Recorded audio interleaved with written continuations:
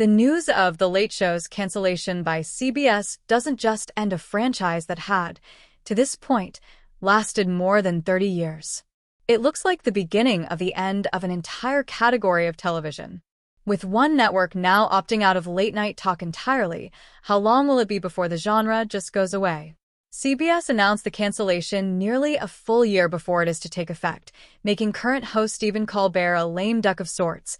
He will continue hosting the show through May 2026, at which point it will simply disappear.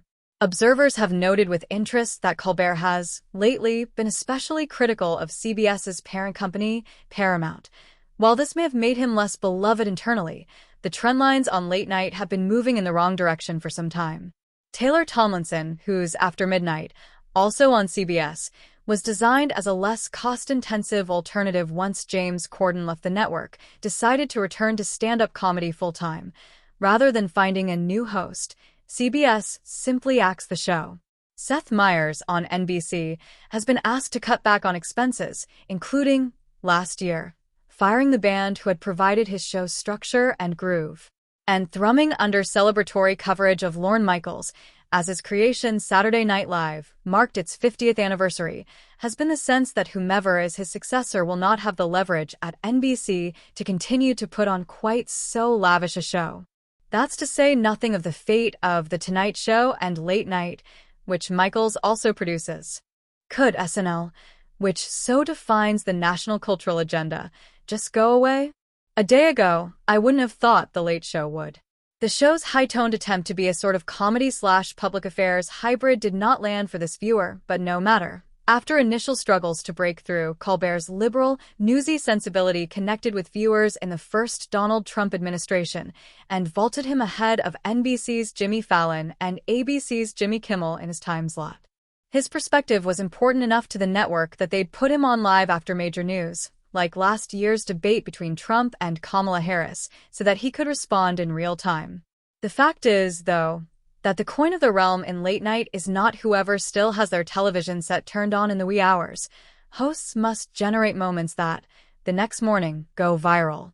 Inasmuch as late night has a future, then, it looks more like Fallon, whose inane Jort Summer video with Nick Jonas and Will Ferrell traveled all over my social feeds the day Colbert's news broke. Everyone I saw sharing the video was mocking it, but they were sharing it. What Colbert was trying to do, convene discussions that had a tie back to current events, doesn't have much of a place in culture nowadays. The question is, though, what does? Late night can be silly, or inane, or, in Colbert's case at times, a bit grandiose, but it's also a format rooted in the earliest days of television. The fact of late night's longevity to this point isn't, alone, a reason to mourn it, but the ambition of those early days might be. In history, television was a uniting force, a sort of national gathering place. And late night had a certain cathartic effect, summing up the day that was. I'm old enough to remember the intense yearning for Colbert's predecessor at CBS, David Letterman, to speak to the national mood in the days after September 11, 2001. That he did so with grace and aplomb came as no surprise. Late night going away piece by piece is, in some ways, a business responding to the marketplace. No one expects Colbert, Kimmel, or Fallon to heal the wounds of the nation, and far fewer people watch any of them than watched Letterman or Jay Leno at the turn of the century. But, as with so much lately, from the massive, the dismantling of the federal government, to the relatively small bore, the New York Times tearing up its criticism desk seemingly without a forward-looking plan, the problem isn't necessarily that something is going away. It's that nothing is coming to replace it.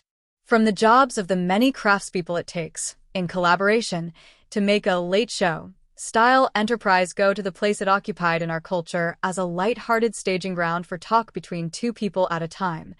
No new thing will be that.